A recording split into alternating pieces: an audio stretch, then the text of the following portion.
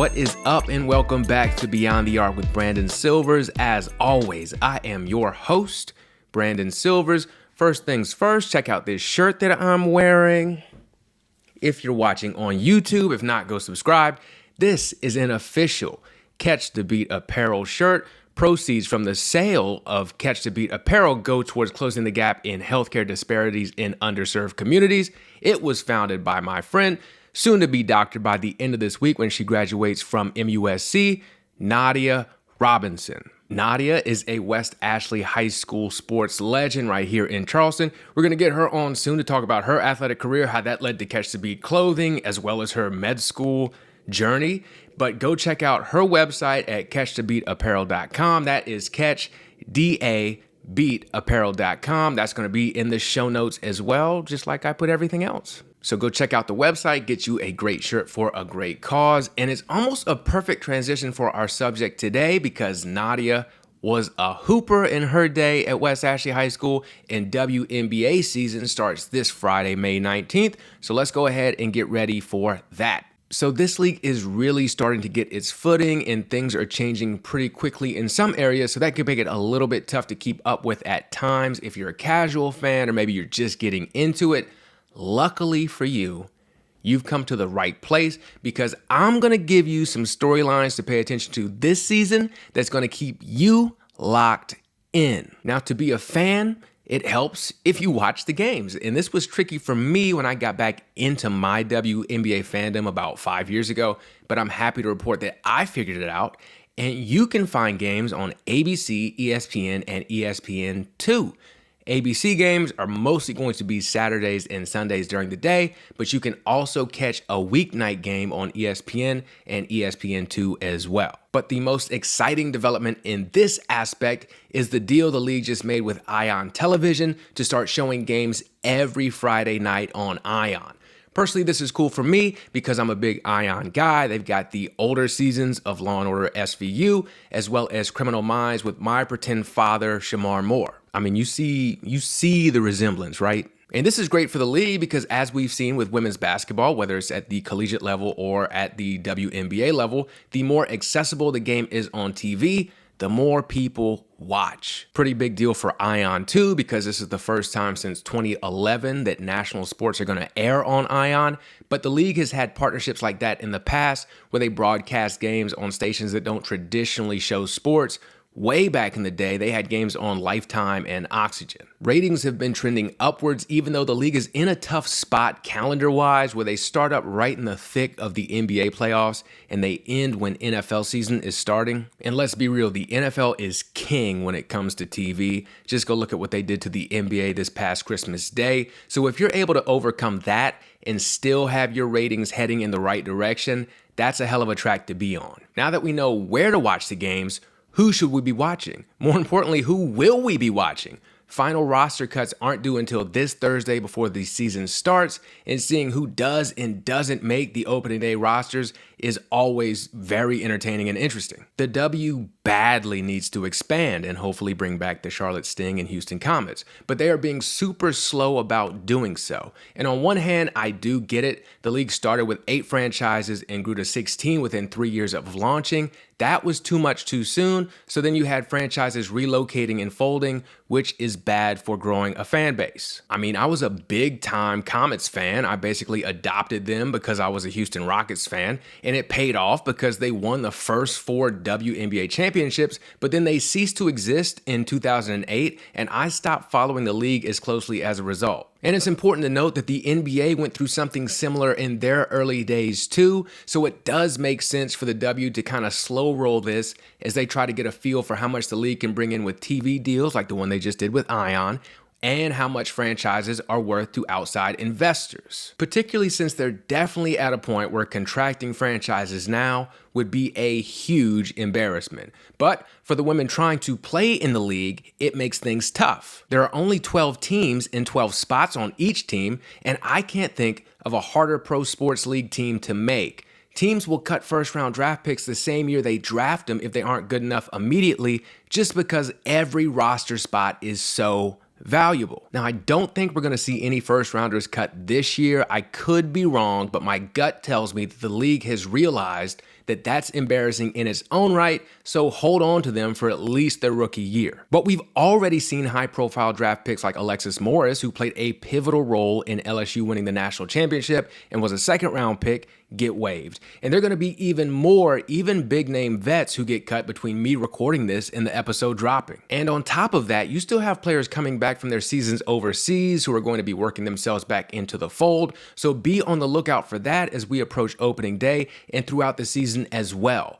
Moves will be made. And look, we just talked about the draft, so this year's rookie class is another big storyline to pay attention to. Aaliyah Boston was picked number 1 overall by the Indiana Fever. She obviously had an incredible career for Dawn Staley and the Lady Gamecocks at South Carolina, but I really think she's going to be even more effective at this level because the spacing is so much better. She's not going to be seeing the regular double and triple teams and zones like she did in college, and I'll be shocked if the Rookie of the Year race doesn't come down to her and Diamond Miller of the Minnesota Lynx. Diamond was drafted 2nd overall out of Maryland, and she's a very tall wing player who can do it all. They look like the two players to me who can be the offensive focal point for their teams right out the gate, and they also have a ton of defensive potential. Boston's going to be the safe pick though, especially since the number 1 pick has been named Rookie of the Year 10 times since 2008. We've already touched on how tough it is to make a roster in general, but also as a rookie, but let's go a little bit more in depth on what rookies have to go through. You finish up your college season in the middle of March and April, depending on what you do in the tournament. The draft is like a week after the national championship game. Training camp starts at the end of April, and you have 3 weeks to show you deserve one of those 12 spots. There's no summer league or anything like what the men have to help you learn the team system or get you acclimated. No, you just show up and you are live immediately. Before she got cut, Alexis Morris posted a video talking to players in high school and college about the importance of going to a college program that prepares you for the W for this very reason. There's just no time to learn. You have to be ready to execute. And I don't think it's a coincidence that Dawn Staley was a 6-time All-Star in her 8 years in the league, and her former players seem to be handling their first WNBA training camp well. And not just the first-round picks like Boston, Zaya Cook, and Letitia Amihir, but later picks like Bree Beal and Victoria Saxton. I can't tell you if they'll end up making their rosters, but the fact that they've hung around longer than players drafted ahead of them says a lot. Speaking of players coming in WNBA ready, that's exactly what Ryan Howard did last season when she was named Rookie of the Year. She's a huge reason why the Atlanta Dream are my next storyline to pay attention to. And if you don't already have a team to pull for, then hop on the bandwagon now. I saw Ryan in person drop 28 points on just 12 shots in a win against the Sparks last season, and I swear it felt like she had 50. This was not supposed to be a good team last year, but they were in the playoff race until the very end and have only improved their roster since. Howard looks like the league's next superstar, and they brought in former Gamecock Alicia Gray to help her out. She's a scorer with some playoff experience, which I imagine will come in handy this season. Sticking with the Gamecock theme of this show, I mentioned they drafted Letitia Amihir with the 8th pick this year, which is wild because she wasn't even a starter because the Gamecocks were so stacked, but you could see the potential when she did play. She's 6'4", can defend multiple positions, and showed potential as a scorer, particularly in the SEC tournament this year. This is a team that doesn't really need her to score yet either, so she can focus on the things she already does well while that part of her game develops. From a purely business perspective, bringing in a couple of Gamecocks is a fantastic way to continue developing your fan base when you're the only team in the Southeast in the league. As we know, the Lady Gamecocks have a rabid fan base, myself included, consistently leading the nation in attendance and number of mentions per episode on sports podcasts that the Gamecock fans host. And the Dream already have a great atmosphere there at the Gateway Center Arena in College Park, which is a smaller venue, so it gets hype, and they really lean into the Southern hip-hop culture of Atlanta. I can only imagine what it's going to look like when you get people coming over from South Carolina to see it. They played Knuck If You Buck at the game I went to last season, so you know what the vibes are. The Dream also drafted Stanford star Haley Jones. She was talked about as being a potential number 1 and number 2 overall pick for most of her college career, but teams seem to get scared off by her awful shooting numbers from the perimeter. Now, she was 3 for 32 from 3 last year and just 22% from 3 over her 4 years, which is bad. But again, I don't think they need her three-point shooting right now. And more importantly, I think it's something she can develop. To be clear, I don't believe that about everybody, but she was a 74% free throw shooter in college, which tells me there's something there shooting-wise, and I couldn't get my hands on a ton of film of her shooting perimeter shots, but what I did see backs that up. Her shot, as currently constructed, doesn't look awful. There's a slight hitch that I think causes her to miss short a lot, which seems to have affected her confidence in shooting from deep.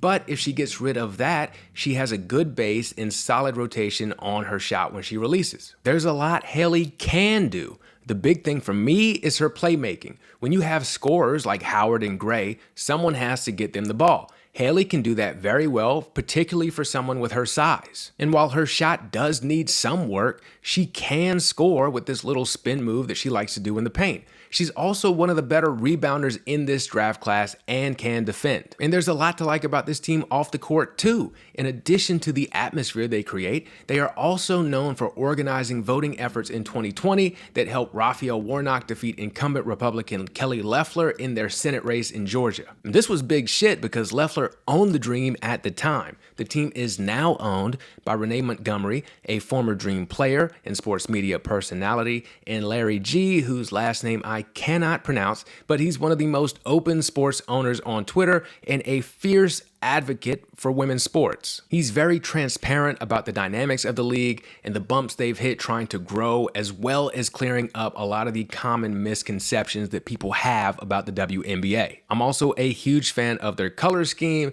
and I appreciate that they play most of their games in the Eastern time zone. They are my official Eastern time zone team. They're probably a couple years away from being a true contender, but they're young, fun to watch, and they have loads of potential. So who will be competing for the title this year? Well, as far as everyone on earth who follows the sport is concerned, it's a two-team race between the Las Vegas Aces and the New York Liberty. Odds makers are sometimes hit or miss with WNBA stuff, but they have the Aces odds to win the title at plus 110, the Liberty at plus 130, and the next closest team, the Washington Mystics, at plus 1400, to give you an idea of how much better these two are than everyone else. The Aces won it all last year, led by former Lady Gamecock, two-time league MVP, and last year's Defensive Player of the Year as well, Asia Wilson. They are truly stacked with four other players who would be the number one option on a contending team. In no particular order, they have Kelsey Plum, who was second in the league in scoring last year, Chelsea Gray, who was the finals MVP and has never missed a shot in the clutch, I don't think,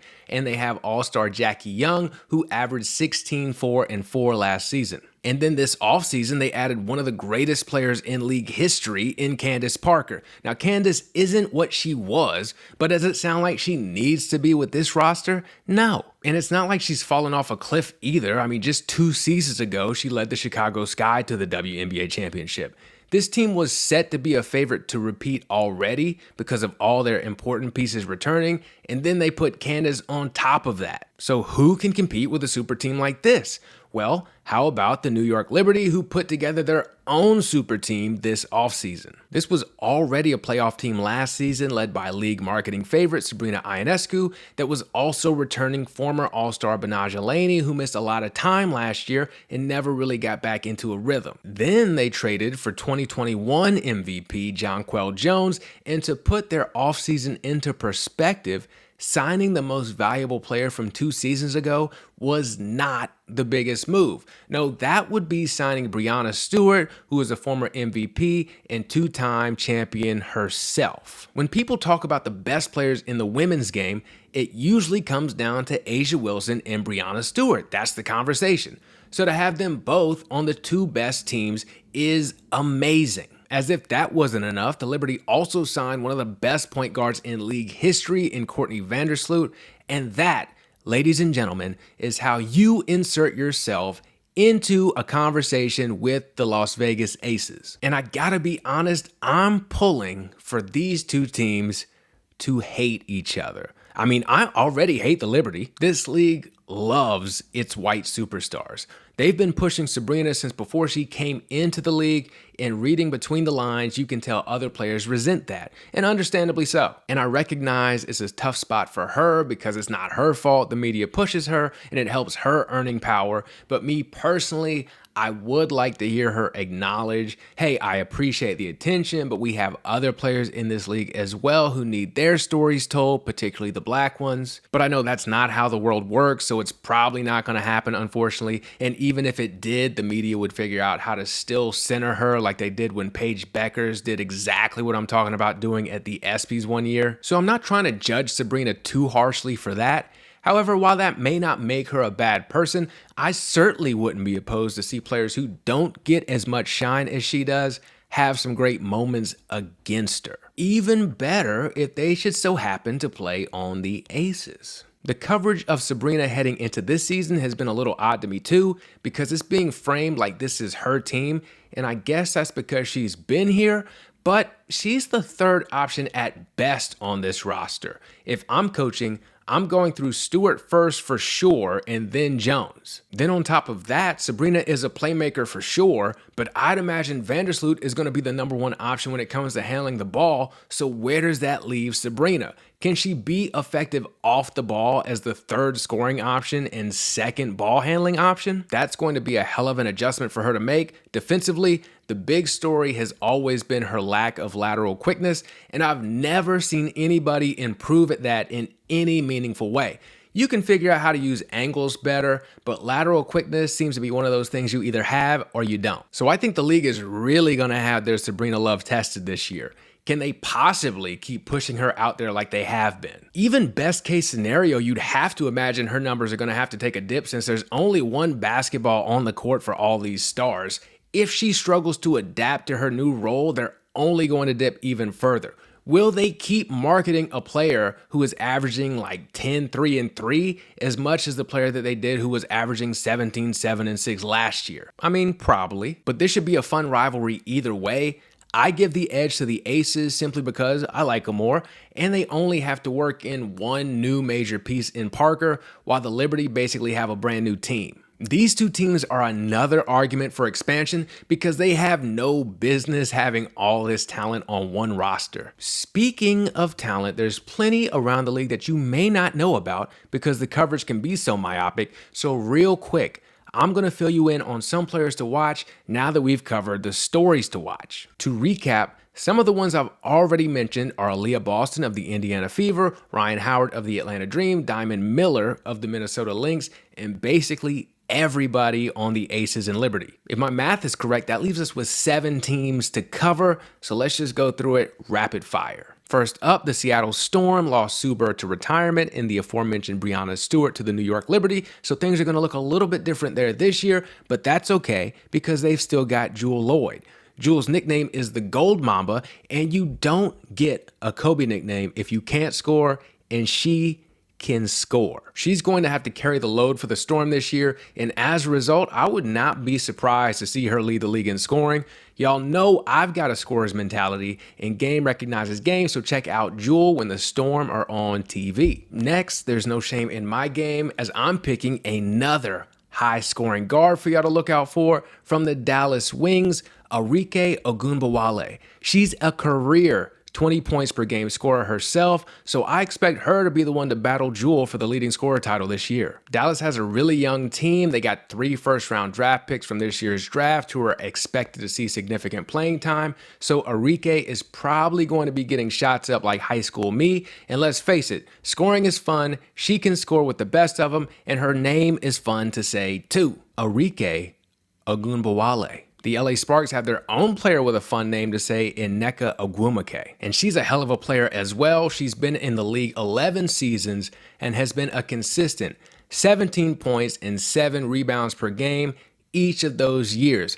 I see no reason not to expect more of the same from her, and I'm looking forward to her mentoring former Ladies Gamecock and first-round pick for the Sparks, Zia Cook. The Chicago Sky will look a lot different from that 2021 title team after losing Candace Parker and Courtney Vandersloot, but that year's finals MVP, Kalia Copper, is still there. She's a North Philly native, so you know she's tough as hell and can hoop, and the more that's been asked of her, the more she's risen to the occasion. She averaged a career high in points, rebounds, and assists last season, and I wouldn't be shocked if she upped those numbers again. The Connecticut Sun lost in the finals last year, then they lost former MVP Jonquel Jones in the offseason, but there's still a lot of talent here, including Alyssa Thomas. She's a legitimate threat to get a triple-double every game. See, I care about more than just scoring. She had 2 in the finals against the Aces. She's not going to shoot threes, but it felt like she could do anything else out there that she wanted to, whenever she wanted, against the eventual WNBA champs.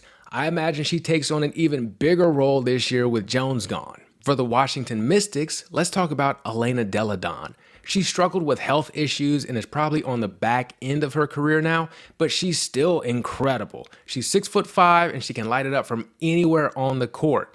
Truly one of one. So watch her for no other reason than to appreciate greatness before she's gone. Also, the name Elena Delle Donne is probably one of the few fun white people names we have. Speaking of legends we need to appreciate, the Phoenix Mercury have someone who has been in the league since I was like a sophomore in high school.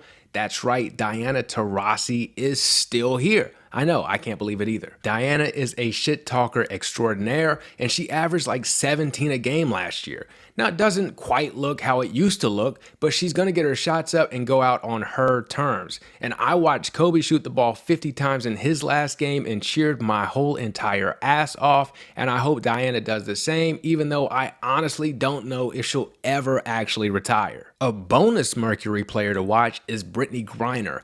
Obviously, we all know her story, stuck over in a Russian prison for all of last season and more, and she came back and almost immediately started getting ready to play this year. Unreal dedication. I have no real expectations of her because I can't believe she's actually going to play.